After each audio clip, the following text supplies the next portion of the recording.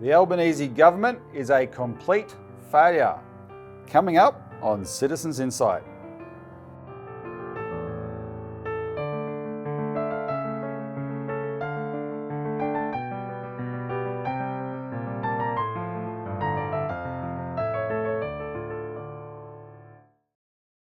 Welcome to Citizens Insight, Citizens Party's interview series on matters of national and international importance.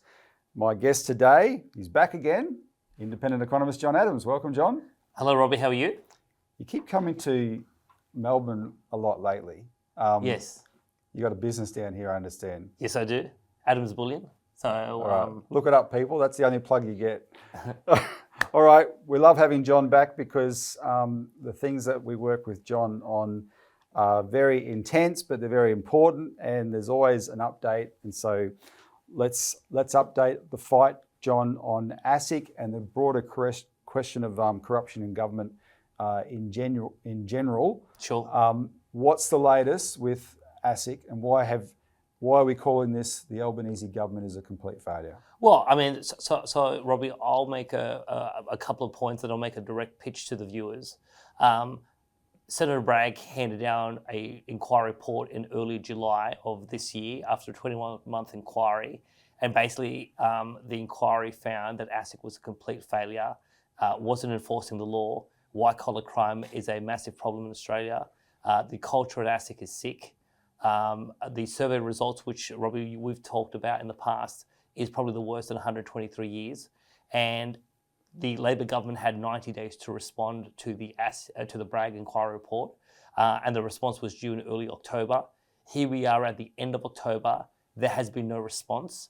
I've had conversations with mainstream media journalists, and they have put questions directly to Stephen Jones, the Minister for Financial Services. Where's the government's response? And he says it's not his responsibility, it's the Treasurer. And when the journalist has gone to then the Treasurer's office, where's the government's response? We'll come back to you at some point. And so here's the issue, Robbie. There has been no response. Labor told me in private conversations they're committed to reform. There is no reform. Right across public policy in this government, they have, in 2.5 years, they've achieved nothing. Last year, I said they achieved two things. Assange was one, and the NAC was the second. The NAC has now proven to be a complete failure. That's right. To the point now where the decision on robo-debt has now been probably overturned. I mean, the NAC inspector, which is the independent umpire to overview the NAC, has basically said that the process that the NAC went through on robo-debt was impacted by apprehended bias.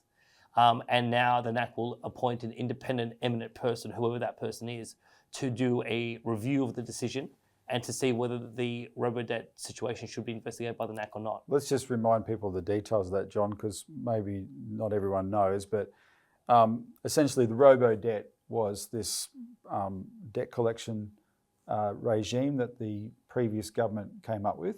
Yes. That used a computer algorithm to determine that people had debts they didn't really have. Yeah, right? so they used income averaging, which was illegal. Yep. In terms of the law. The public servant who oversaw it was Catherine Campbell. Catherine Campbell. That's right. She was then promoted upwards. Oh no! When robo-debt was happening, she was the secretary.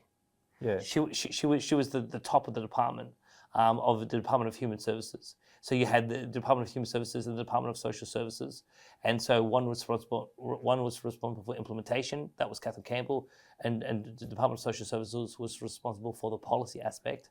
And yet, basically, not a proper process was done. Wasn't she moved into a high-paying job later on? She was moved into a high-paying role in defence. Right. Yep. But this is after the scandal, during the Royal Commission. And Canberra is an inside club. There's a small group of public servants who go to like the Commonwealth Club, which is a members-only invite private club, and you have secretaries, deputy secretaries, politicians, military generals. It's a small, tight-knit family. Which brings us to this NAC scandal, because when the NAC looked at robo-debt, the head of the NAC, Paul Brereton, is a a general in the Army Army Reserve. And Catherine, he served with Catherine Campbell. That's right. Who was also in the Army Reserve. Actually, there's lots of photos of the two of them together. That's right. Right? So they served together. He acknowledged that he had that conflict of interest. Yes, and he still involved himself in the process. He still involved himself in the process. And the interesting thing, Robbie, only in the last 24 hours, there's a publication called Lawyers Weekly, and the title of an article in Lawyers Weekly was that Brereton engaged in misconduct. So I mean, you got people in the legal profession say that Brereton himself has now besmirched the reputation of the NAC, and you know, questions are now being asked about how the NAC runs. I mean, the NAC has delivered nothing in over 15, 16 months of operations.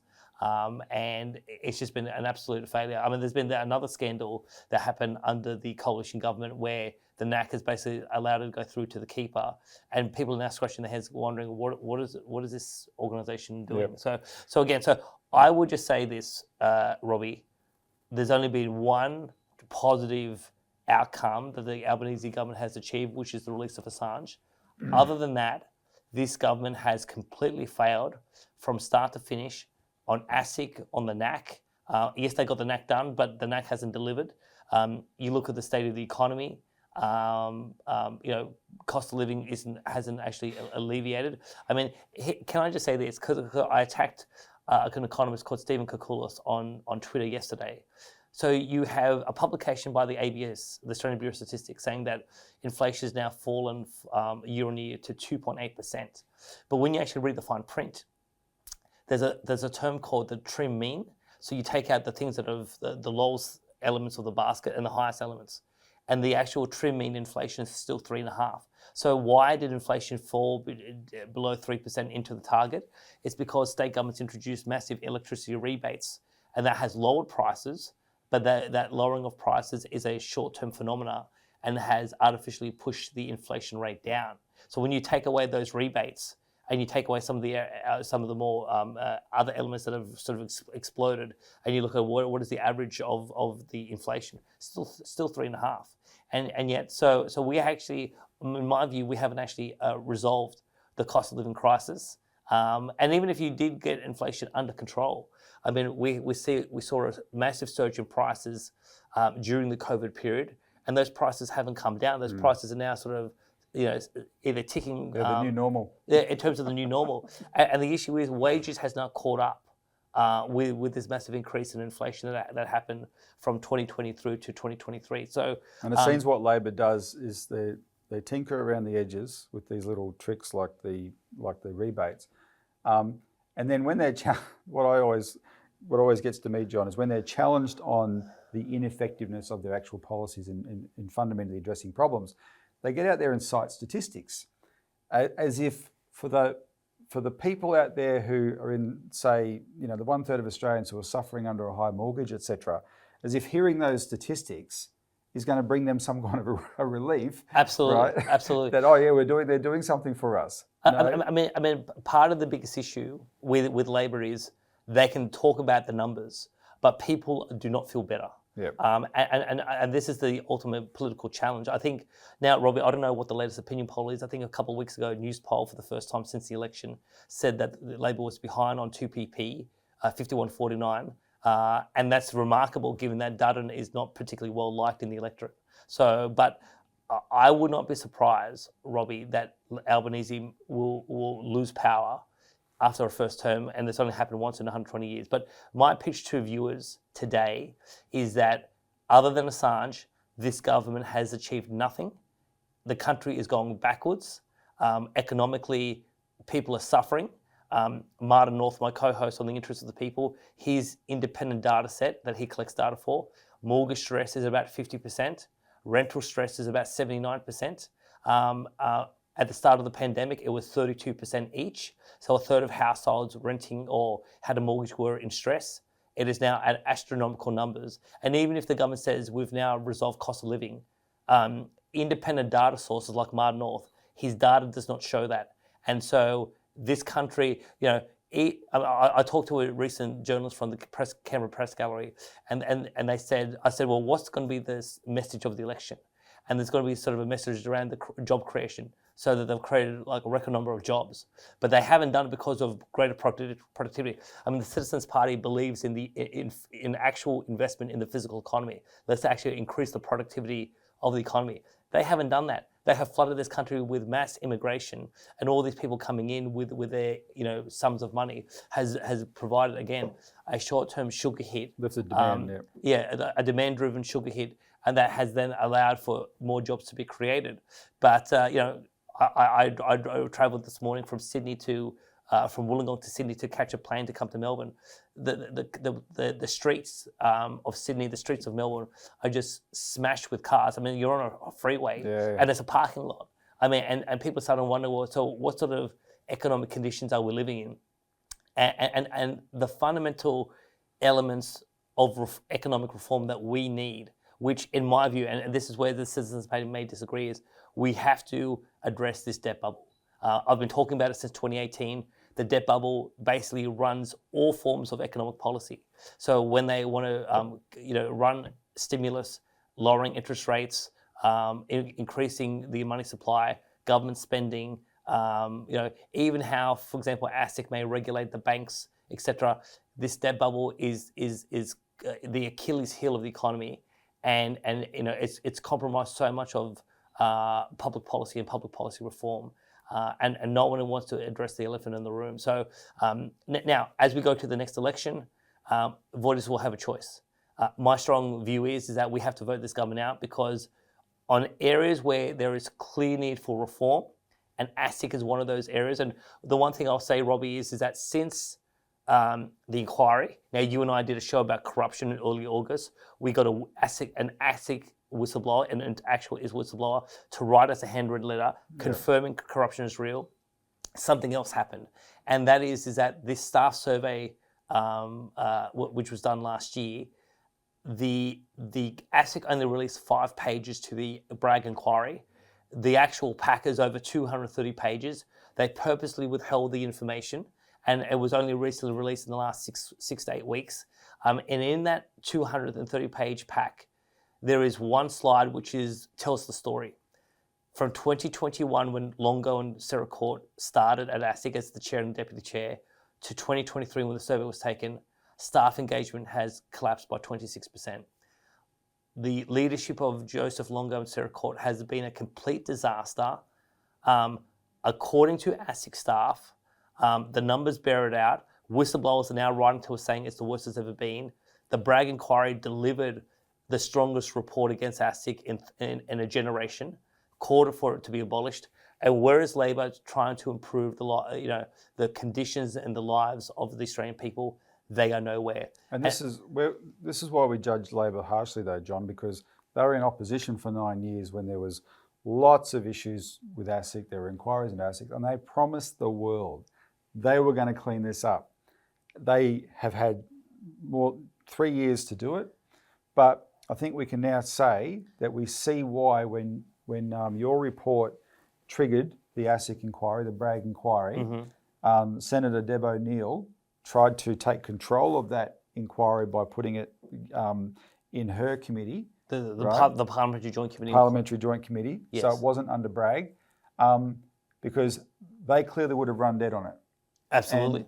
And that was the government's intention all along. So this is the problem with the both major parties. Whoever's in opposition promises the world. That's right. But when they get in power, what do they actually do when it comes to these fundamental things, of which one excuse that politicians often have to not do reform is, I can't get through the Senate. Reforming ASIC, Labor would have got through the Senate in a heartbeat. Absolutely. I mean, there is universal consensus in the Australian Senate that ASIC must be reformed. Yep. So there is no political opposition. But I just want to give one example, Robbie. So there is a massive problem with Labor, and to some extent the Greens as well. And I'm just going to give one example as to how they're running an agenda inconsistent with the priorities of the Australian people. Yep.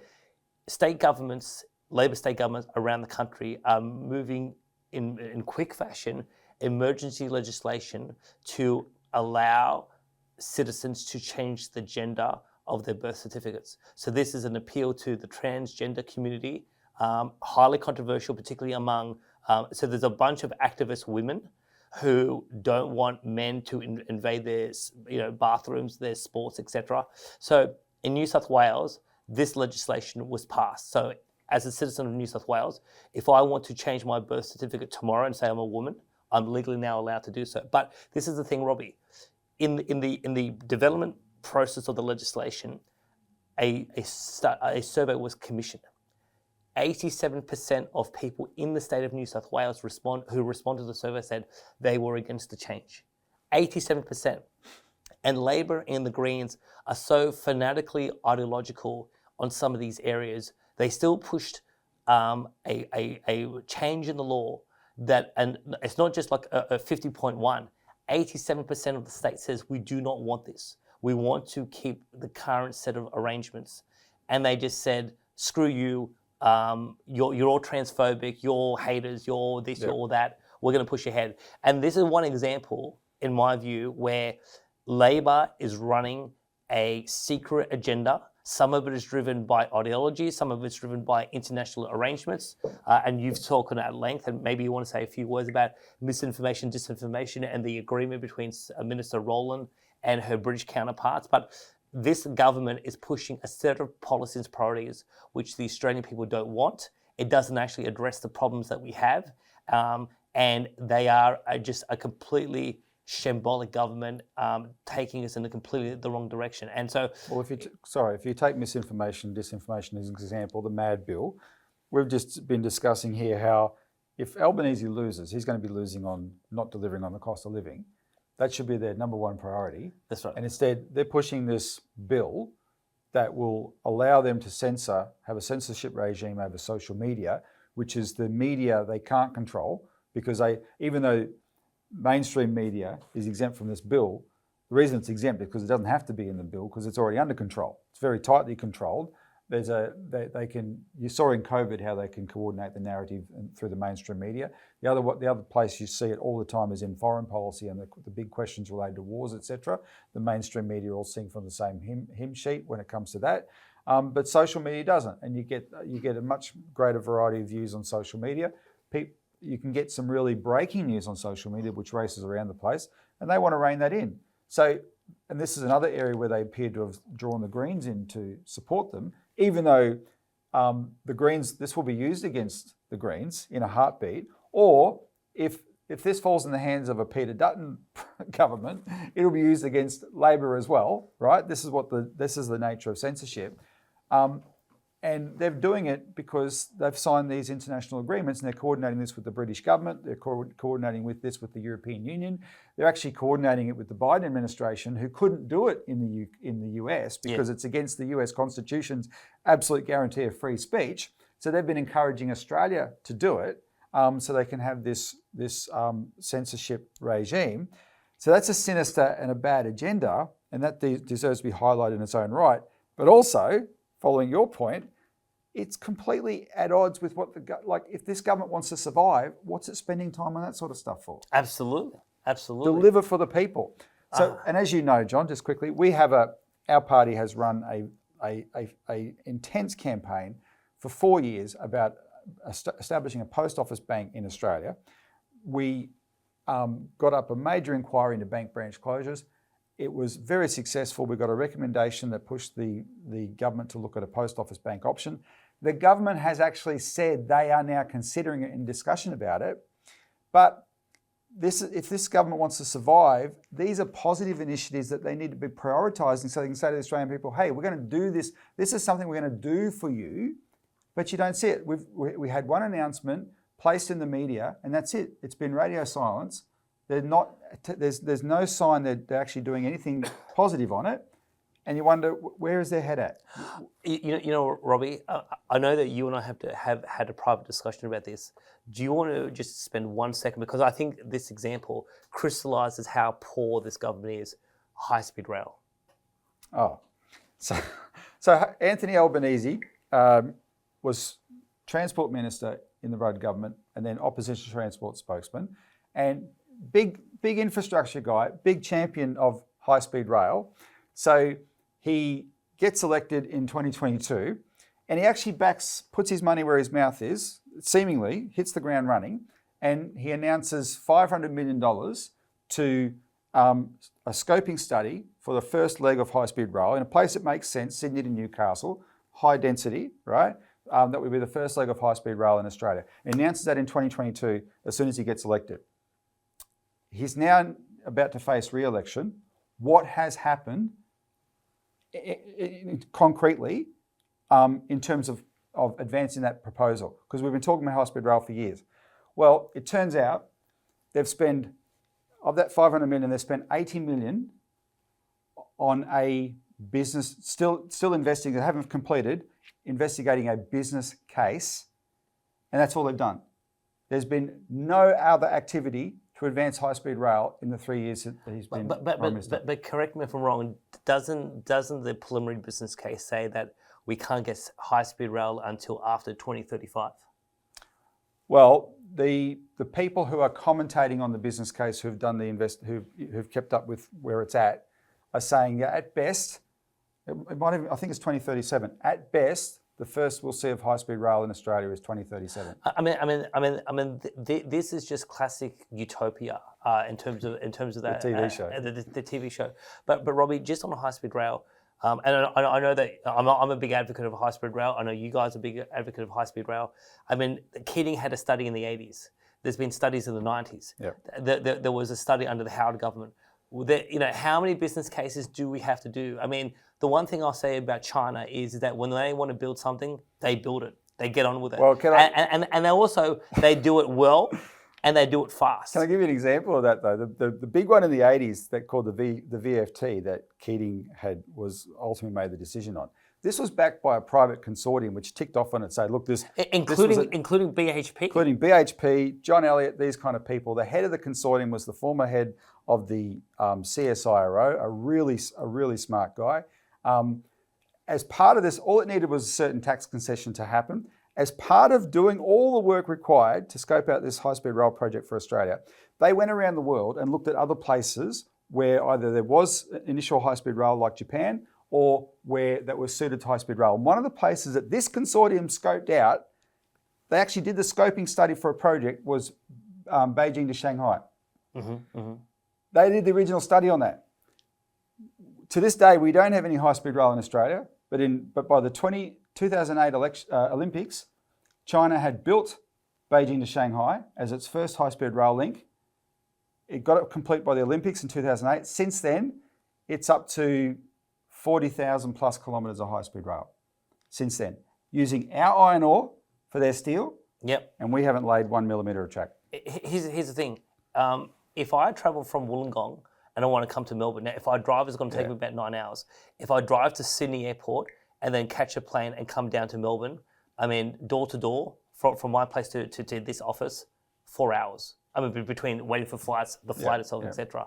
I mean, the initial commentary was that you could do Sydney to Melbourne in about 90 minutes, 2 hours. So had I had the option of high-speed rail this morning, I could have come to Melbourne at much faster, much cheaper costs, and compared to what I actually did. So, the problem is that, I mean, one thing I noticed about the bureaucracy in this country, Robbie, is that when we want to see foreign examples, we have this somehow bias to London, or we may look at some of the stuff that's happening in California.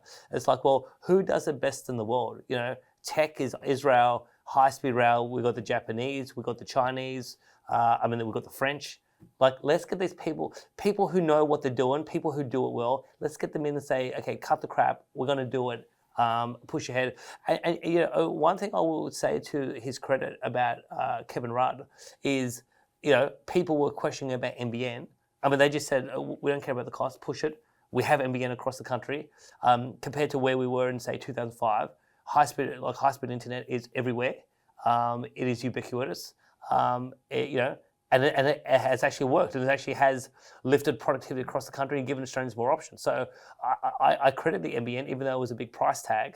But again, if you're looking at a long-term horizon, getting the infrastructure in place actually will benefit the economy. But again, well, John, we always use for this. We always use the famous example of the Sydney Harbour Bridge.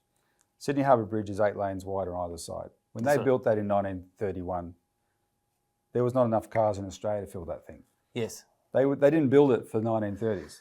That's They right. built it for 2024 and beyond. Yep. Right? Yep. That's how politicians used to think. They were statesmen, they were leaders. What we've got now are timid shadows of those kind of politicians. And Well, but here's the key thing, Robbie, and I'm glad you raised this. Back in the Harbour Bridge, politicians didn't make the decisions. They found world-class engineers. They were either British or Australian, and they said, "You're a great engineer. You know how to design a bridge. Build me a bridge. We'll give you the money. Go build it." And yet we have bureaucrats who have no practical experience in anything, making decisions and actually getting nothing done. And the way we used to be a pioneering country where subject matter experts, physicists, engineers, etc., doctors would basically just say, okay, this is the right way to go, and politicians would say, well, you're the expert, we're going to get it done. But again, high-speed rail, ASIC, so many areas of public policy, this government has completely failed, and so we need a change. And no, I didn't vote for the Albanese government at the last election, but we all had hopes that they would be better than Morrison and Frydenberg, but I don't think they're as corrupt as Morrison and Frydenberg, but I think they're just as useless in terms of actually trying to fix anything. And so I guess, Robbie, this leads us into the 17th of November and what the Citizens Party are doing, and obviously my involvement in your upcoming conference. yes, so as we've been reporting on our Citizens Report show, 17th November, the Citizens Party is holding its national conference, which is its national policy launch for the next federal election. The theme of the conference is National and Economic Sovereignty, Return Government to the People, and we will be showcasing our major policy themes around national sovereignty and the question of an independent foreign policy and economic sovereignty and the need for a national bank that gives the people control over the financial system and the need to clean up the financial system. And so, John, you've accepted our invitation to speak at the conference on the policy of, which we've adopted the policy that the Senate inquiry recommended, abolish and replace ASIC. So you've kindly agreed to speak at that. Yep. What are you looking forward to? Well, I mean, the thing is that so one thing I would just say is that I come as an independent person to the conference. So I think it's fair to say you've got party members, but also independent people coming to speak on various policy issues. I mean, Senator Bragg, the Citizens Party, other experts agree, ASIC is broken. It's not delivering for the Australian people. Under Joseph Longo and Sarah Court, it has gone way backwards to the point that people are writing to Robbie and I saying that the corruption is real, and we need fundamental reform. And if people want a financial system that is properly policed and that you are not going to be a victim of financial crime, if you want that, if you don't vote for Labor, because they're not going to deliver it for you. And the coalition has been weak on ASIC, while Senator Bragg has been strong. The Shadow Minister Luke Howarth and the Leader of the Opposition, Peter Dutton, so far they have been weak in actually declaring their position. Do you see the coalition going to the election campaigning on abolishing and replacing ASIC? Well, I mean, it would be good, but do we see it happening? Well, so Luke Howarth, the Shadow Minister, has publicly said that he endorses a number of the Bragg recommendations, including abolishing ASIC. So he said he likes the idea, but whether it actually becomes formal coalition policy, the policy hasn't. I mean, I know they're formulating a policy about a whole host of financial matters, financial services matters. And ASIC reform will be, or ASIC will be a part of that mix. But I don't understand why the Leader of the Opposition didn't come out forcefully straight up and say, Senator Bragg did excellent work on this inquiry. ASIC has been a long-term problem, irrespective of who the government is. We're going to commit to ASIC reform. ASIC days are numbered. We're going to actually fix the problem. That would have been very popular. Would have been good politics. Would have been the right step in the right direction. And yet, I do have significant concerns, Robbie, about Dutton and whether the Dutton government, if they do become the government, whether it's going to be a reforming government or not. Only in the last, I have to say, I saw something on TikTok, a speech by Peter Costello, and he talked about how governments during the pandemic, coalition and Labor, sought to grab as much power as possible. And Costello said that he was, shocked as to how quickly Australians gave their freedoms up during the pandemic. And just his language about individual freedom and liberty, and these are values close to me, Robbie. Just the way he talked about these issues. It is so remarkable that the last generation of politicians at the top of the tree speak so differently to the modern politician. And, it's in my view, I think the quality of politics, irrespective of which side you sit on the political aisle, the quality of politics has collapsed since 2007. And again, I'm not a Howard sycophant, but to his credit, Howard was a good politician. He ran an effective administrative government.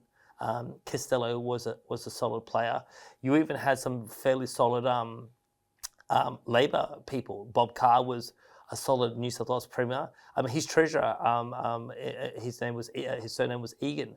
The Carr New South Wales government ran a fiscally responsible state government. So even Labor in the previous generation wasn't too bad in actually managing some of the affairs of state.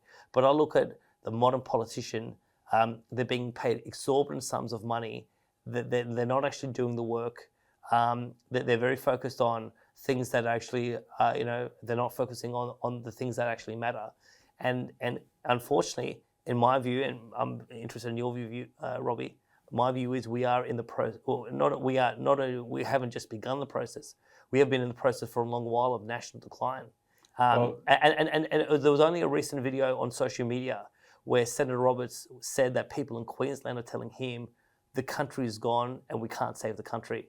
And Senator Roberts, sort of really pushed back aggressively in this video and said, no, the country can be turned around. We just need more people active in the political process and people willing to turn away from the unity-party structure and actually voting for politicians that are actually going to do something to actually move the policy needle. And so, Robbie, and obviously another invitation for you to sort of say some things here. If people do want to participate in the conference, whether to come to the conference and listen to me direct or people can participate online, maybe you want to say how people can participate. Well, first of all, I was smiling with some of the things you were saying there because John and I have had a different political voyage to get where we're at. You came through the major party system, being in the Liberal Party and working for a Liberal Party members of Parliament. And so while you had that perspective on John Howard and Bob Carr, etc., of course I didn't, because I was on the outside all along with the Citizens Party. We were fighting a lot of the policies that those, including those two gentlemen in particular, were trying to bring down, such as privatisation and Four Corners did a story this week on the burden that Bob Carr has left the people of New South Wales in the form of these toll roads, which are now just looting everybody, up to 20% of the income of truck drivers, etc. But anyway, that said, I do acknowledge your point that the actual quality of the politician, whereby they're able to communicate to the public and speak common sense, etc., has degenerated a huge amount just from, that wasn't that long ago, just into the 20 years since then. But the other thing is the previous generation of politicians, they were actually much more sensitive to public opinion. They were. So particularly Howard, when Howard got a sniff of that something was super unpopular, not in all instances, GST and work choices were two where he stuck to his guns, right or wrong, but in many areas, Howard would change tack once he got a view that people didn't want something. And so, misinformation, disinformation is a classic example. There is, you look at in the drafting exposure stage, there was 23,000 submissions. We're hearing now that in relation to the parliamentary inquiry, there's up to 15,000 plus submissions saying we do not want this. Howard would have been smart enough to realise this is a losing political battle, drop it, move on. Well, Dutton has in opposition, but he's in opposition. The question is, what does the government do? But the only problem is that where did this idea originate from? The coalition. Coalition. So while the coalition now saying in opposition, we are completely against this piece of legislation. They actually have, and this is the concerning thing, they have said we want to address the issue of misinformation, disinformation, but not through this law, but through another mechanism. But they haven't, Senator Hume didn't give any details as to what is this mechanism. In my view, there's no need to address misinformation, disinformation, because I think that, while some people can be deluded at the margins, I think en masse, the Australian people are wise enough to be able to look through the issues and try to make up their own mind. Which brings me to the point I was going to make, which is that we've had this different political voyage, but we've arrived at an agreement which you share, which is that the public should really start voting for other than the two major parties. That's right. If we just keep swinging like this, we're going to get nowhere. The bigger the crossbench has become in Parliament, which the two parties hate, and they call it dysfunctional, it's not. They're actually forced to negotiate and address things that they otherwise wouldn't address. And every now and then you see the two parties forced to vote with each other, and we'll go back to the NAC on this. Senator David Pocock and Jackie Lambie put up a bill just to amend the NAC Act so that the NAC can hold public hearings if it chooses. Yes. And both major parties voted together to vote that down. That tells you the joint corruption protection mechanism right there, which we've got to break. So our party is an independent political party. This is why we exist in Australian politics. We've found a way in the recent period to impact politics independent of elections. But one of the things, our success there is just built the internal frustration, saying, man, we get so far working with these politicians from outside and get some real results. What if we were inside? What if we were there and the voice and didn't have to make those compromises, but actually could rally the Australian people around some clear leadership? So that's the purpose of our national conference. We're putting out the call with which we'll take to the election, and we need people to rally around it. The way you can participate is the links below where you can still register. There's a cutoff for registration. I think it's by the 10th or so. I might be wrong on that, but it's coming soon. There's a cutoff for registration. So don't take forever if you want to register to attend and listen to John Adams in person and our other speakers, and they include people like Professor Andy Schmuller, who also worked on the ASIC inquiry really well, and Andy's a real powerhouse on taking on financial corruption. He's a force of nature, Andy. Dr. Evan Jones, who is also an expert in the way the Australian financial system runs. He was actually Anthony Albanese's political economy tutor at Sydney University. And I must say, he's not that impressed with his student. But Evan Jones has watched this degeneration of Australia from a very informed standpoint for decades. So he'll be presenting at the conference. We have former ambassador to Iran and deputy ambassador to China, John Lander, will be speaking at the conference. We've got people representing the Chinese community, people representing the Muslim community, people representing different industrial sectors, etc., who will be speaking on those things. John Shipton, the father of Julian Assange, he's most famous for, but John's an anti-war activist in his own right and has become quite an international figure now. John will be addressing our conference on the importance of protecting whistleblowers and using the David McBride example, who's a great friend of John and the Citizens Party.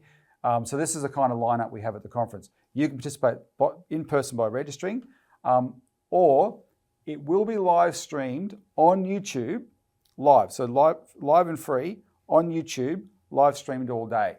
What I recommend, especially if you're in Melbourne, register to come, because there's nothing like being there in person. But if you're not in Melbourne, participate in the live stream. There'll be an email where you can email in your questions.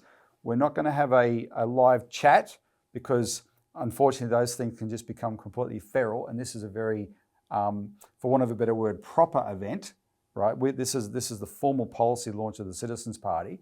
So we don't want trolls just to bombard it all. But we want serious people to participate, and you'll be able to email in your questions as you participate, and those questions can be put to the speakers on the day. So it'll be a great event.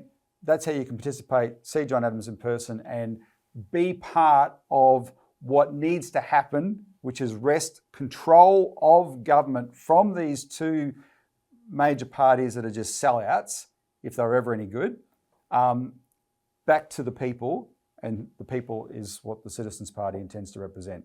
Any final words, John? The one thing that I'll say, Robbie, is that you said that the theme of the conference is to take back sovereignty and return it to the people. Part of that big process is that it's not just the uniparty structure, it's these secret international agreements that these politicians go around the World Economic Forum, the UK with Minister Rowland, elsewhere. We have concerns about Senators Patterson and Andrew Hastie, the Shadow Defence Minister, going constantly to Washington, talking to the United States about military entanglements, etc. So here's the thing: if there are to be international agreements and there's international alliances, I want all that on the table. I want to know what conversations are being had. And when a politician is presenting, or if a government is presenting a policy to the Australian people, where did the policy come from? Is it a domestic originating idea? Is it a idea that is required for Australia? Is there actually a public policy need, or is some foreign entity, intelligence services, foreign governments, foreign think tanks? I don't know if you want to call the World Economic Forum a foreign think tank, or just an international forum. Whatever the foreign entity is, if they are the originating organisation for a domestic policy, where these ideas come from, and what are these secret conversations, even in the health space about with the World Health Organization. These things need to be transparent, because there's too many secret conversations, secret back deals happening all over the place. And most Australians have no idea that there are international agreements on misinformation, disinformation. People don't like the policy, but people don't understand what has led to this policy and who's actually in the ear of the Albanese government behind the closed doors, telling them to push this policy irrespective of the wishes of the Australian people. So now, I think it's fair to say that if the Citizens Party did become the government of Australia, these foreign entanglements would be sort of ceased, and the foreign establishment would know very quickly. Picture this. Picture a movie where there's a prison, and there's prisoners trying to do a jailbreak, get over the wall, and suddenly that big spotlight comes on, and the big siren comes on. Beep, beep, beep. Gotcha. Or as Craig Isherwood, the founder of the Citizens Party, likes to say, we'll move away the fridge so the cockroaches can go crazy. Yes. So you can actually see them. Full transparency. It is the only way that government can work properly in a way that the people can have confidence in. Our big concern as a party is the public needs to. If you're going to have a functional society, you need to have some confidence in the people governing you. And there's no confidence, we've got to get it back. Well, and I would just say one final point. Survey after survey, academic studies, ANU, elsewhere, trust in our institutions has collapsed. Yeah. Politicians, the big business, the media, academia, the Australian people have lost confidence in these institutions which have long been the focal points of running society. Yep. And we need a fundamentally different approach. And again, sunlight, transparency, accountability.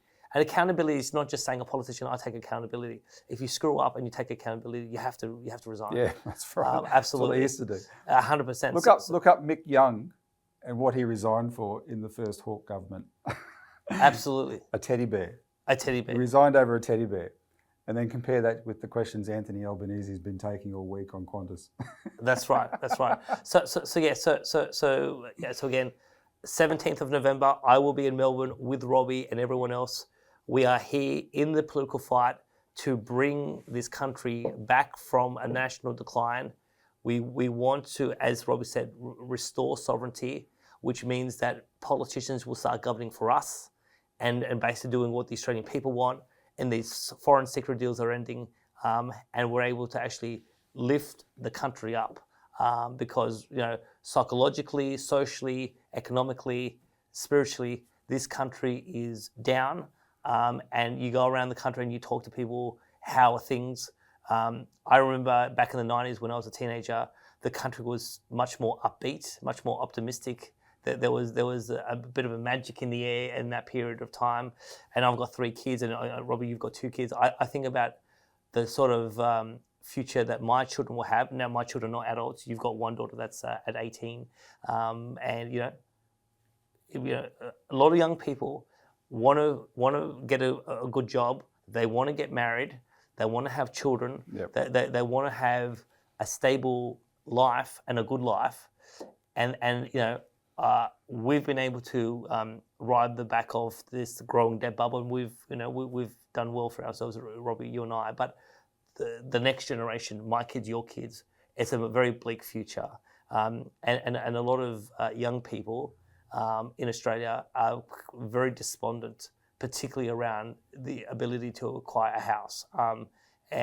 So that's why that we need to fix this, because we know that, you know, the French Revolution, the Arab Spring, the Warsaw Ghetto, when young people get fed up and they snap, it's called revolution. And we want to basically ensure that we don't reach a situation where people feel that they are so despondent that the only way to reform the system is through non-parliamentary means. All right, John. Well, that's a great preview for our conference. Thanks for joining us today. Thank you very much.